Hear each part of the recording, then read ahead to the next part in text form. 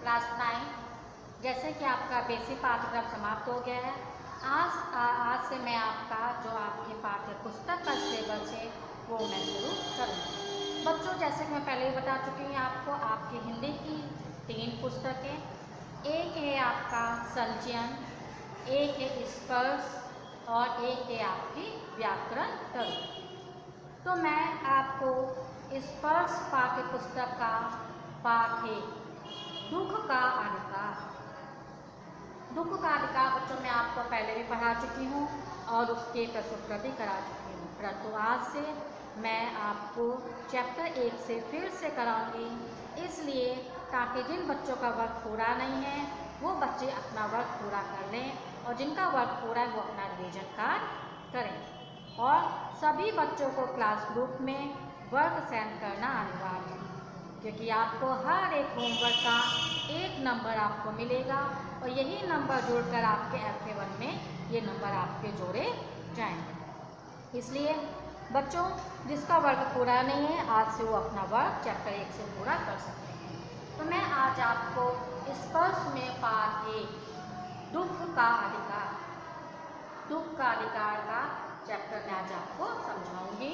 तो बच्चों, दिनांक आज आपकी 14 से 2021, कक्षा है आपकी 9 यानी 9,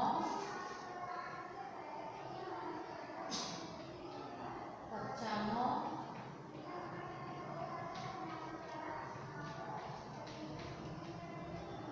विषय है आपका हिंदी, आपकी पाठ्य पुस्तक स्पर्श का पाठ है दुख का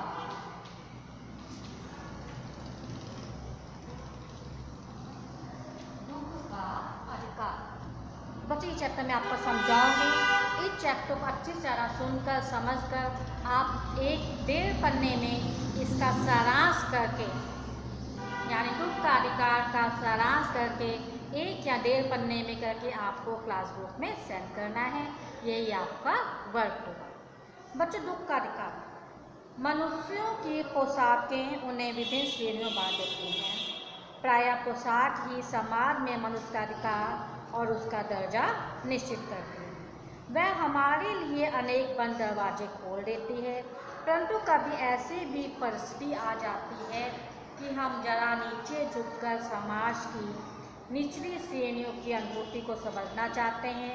उस समय ये पोशाक की बंधन और अर्जन बन जाते हैं। कहने का अर्थ है कि व्यक्ति की पोशाक, व्यक्ति का पहनावा ही उसे समाज की निम्न श्रेणियों में विभाजित करता है। यदि व्यक्ति ने पोशाक अच्छी पहनी है तो उसे उच्च वर्ग में सम्मिलित किया जाएगा कि ये उच्च वर्ग का व्यक्ति है। अगर उसने फटे पुराने कपड़े पहने हैं तो उसे निम्न वर्ग में विभाजित कर दिया जाता है, यानी कि ये गरीब व्यक्ति है। पोशाक से ही व्यक्ति को समाज में उसका दर्जा और अधिकार दिया जाता है। और कभी कभी हमारी पोशाक ही हमारे सामने हमारी समस्या बन जाती है, जिसके कारण हम नीचे झुककर समाज की जो नीचे श्रेणियों की अनुभूति को समझना चाहते हैं, परंतु हमारी पोशाक ही उसमें सबसे बड़ी बाधा बन जाती है। बच्चों, ये एक कहानी है एक गुड़िया की और उसके बेटे की, जिसको आप ध्यान से सुनिएगा। बाजार में फुटपाथ पर कुछ खरबूजे डलिया में और कुछ जमीन पर बिक्री के लिए रखे जान पड़ते थे। खरबूजों के समीप एक अधेड़ उम्र की औरत बैठी रो रही थी, परंतु उन्हें खरीदने के लिए कोई कैसे आगे बढ़ता। खरबूजों को बेचने वाली को कपड़े से मुंह छिपाए, सिर को घुटनों पर रखे फकक फकक कर रो रही। कहते हैं कि लेखक कहते हैं, मैंने देखा कि फुटपाथ पर एक गुड़िया डलिया में कुछ खरबूजे लिए बेच रही है, परंतु कोई भी उसके खरबूजे को खरीदने के लिए आगे नहीं आ रहा है और वह गुड़िया अपने घुटनों पर सिर टिकाए हुए फकक फकक कर रो रही है। पड़ोस की दुकानों के तख्तों पर बैठे या बाजार में खड़े लोग घृणा से उस स्त्री को देख रहे थे और आपस में बातें कर रहे थे कि इस स्त्री का रोना देखकर मन में एक व्यथा उठी, पर उसके रोने का क्या कारण था, क्या ये उपाय मैं नहीं जान सका। फुटपाथ पर उसके समीप बैठ सकने पर मेरी पोशाक ही मेरी सबसे बड़ी व्यवधान बन गई। और एक आदमी ने घृणा से एक तरफ टूटते हुए कहा, क्या जमाना है, जवान लड़के को मरे पूरा दिन भी नहीं बीता और ये बेहया दुकान लगाकर बैठ गए। दूसरे साहब अपनी दाढ़ी खुजाते हुए कह रहे थे, अरे जैसी नीयत होती है अल्लाह भी वैसे ही बरकत देता है।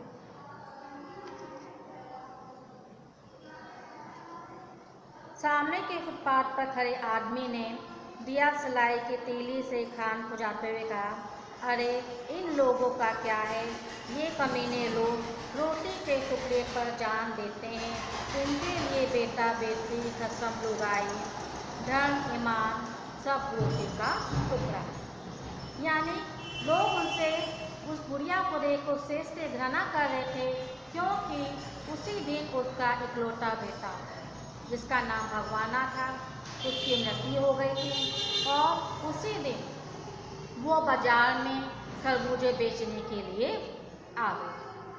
क्योंकि कहते हैं कि जब किसी के यहाँ किसी की मृत्यु हो जाती है तो 13 दिन का वहाँ का सूतक होता है। तो सूतक होने के कारण उस बुढ़िया से कोई भी व्यक्ति खरबूजे नहीं ले रहा था, बल्कि उसे एक घृणा की दृष्टि से उसको देख रहे थे। परचून की दुकान पर बैठे लाला जी ने कहा, अरे भाई, उनके लिए मरे जिए का कोई मतलब ना हो, पर दूसरे के धन ईमान का तो ख्याल रखना चाहिए। जवान बेटे के मरने पर 13 दिन का सूतक होता है और ये यहाँ सड़क पर बाजार में आकर खरबूजे बेचने बैठ गए। 1000 आदमी आते जाते हैं, कोई क्या जानता है किसके घर में सूतक है। कोई खरबूजे खा ले तो उसका ईमान धर्म कैसे रहेगा, ये अंधेर है। यानी सबका कहना था कि इस समय सूतक चल रहा है इनके यहाँ और 13 दिन तक सूतक चलता है, उसके बावजूद भी ये बाजार में खरबूजे बेचने के लिए आ गए।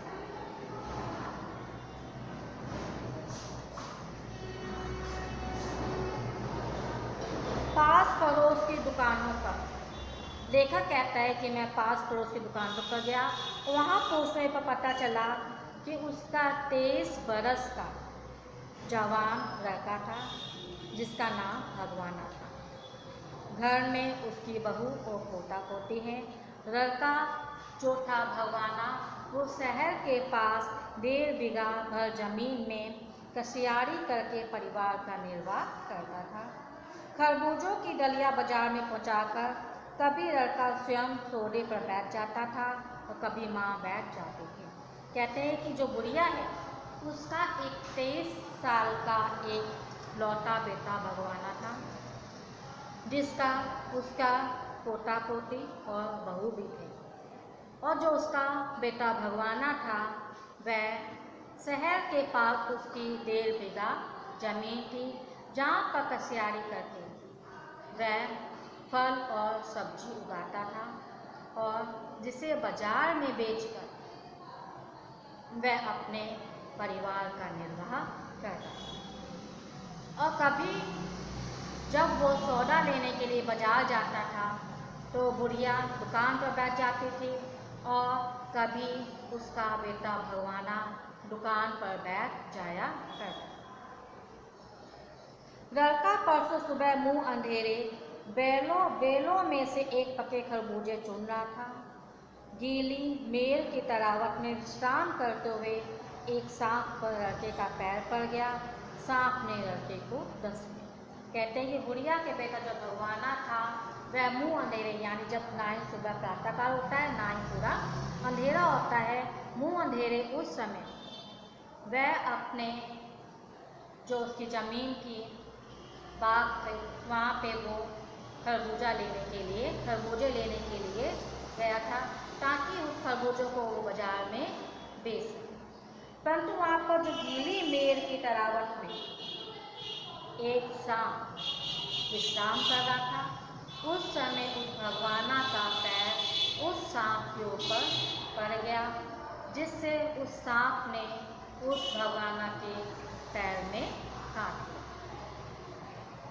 लड़के की बुढ़िया माँ बावली होकर ओझा को बुला लाई। झाड़ना फूकना हुआ, नाग देव की पूजा हुई।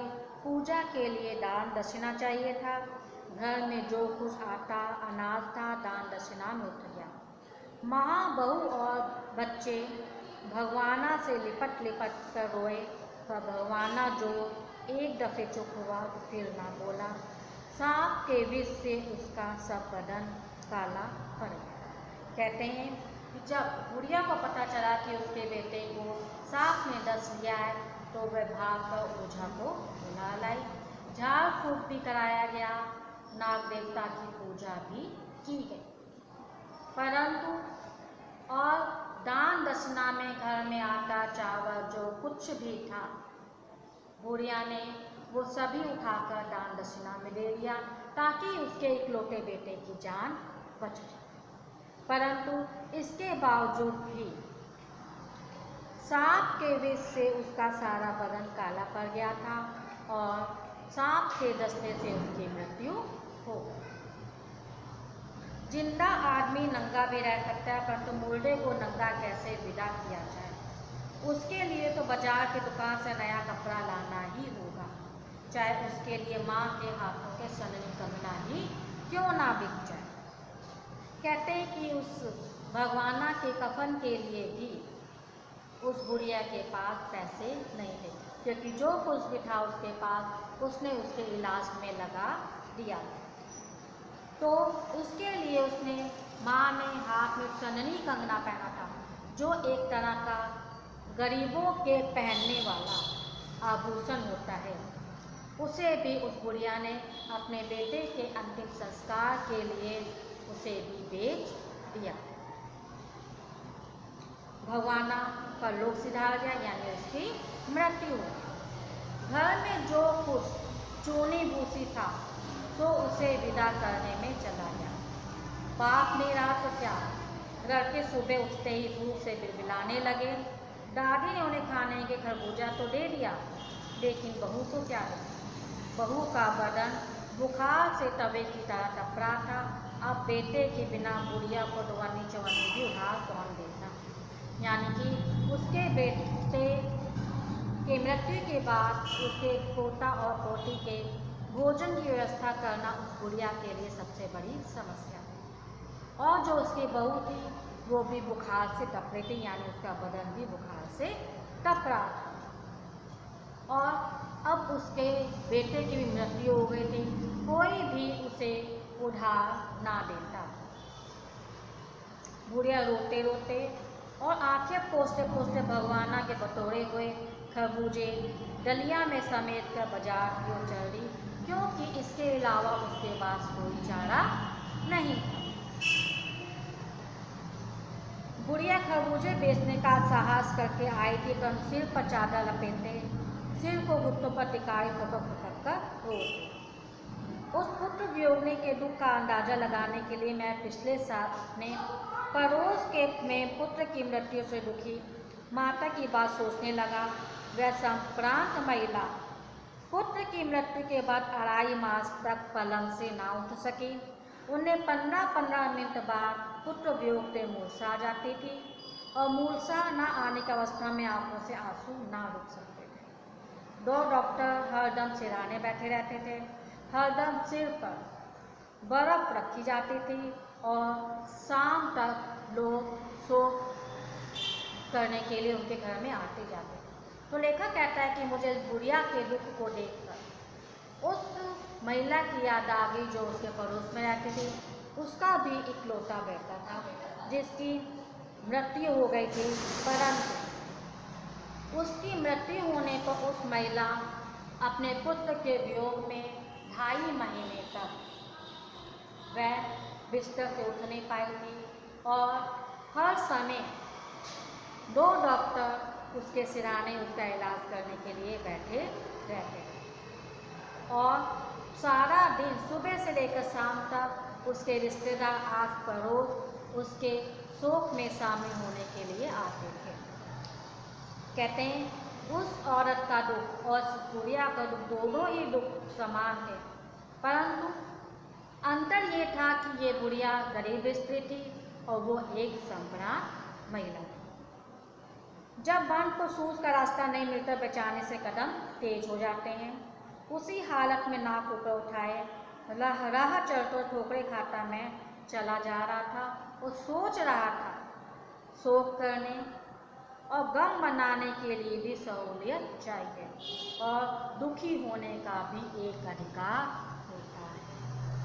यानी दुख तो दोनों के समान थे, परंतु उस दुख को मनाने का अधिकार दोनों को अलग अलग था, क्योंकि बुढ़िया को अपने पोता पोती और अपनी बहू के खाने की व्यवस्था करना था और संप्रांत महिला के पास इतना कुछ था कि उसे अपने पुत्र के वियोग के अलावा कुछ भी दिखाई नहीं दे रहा।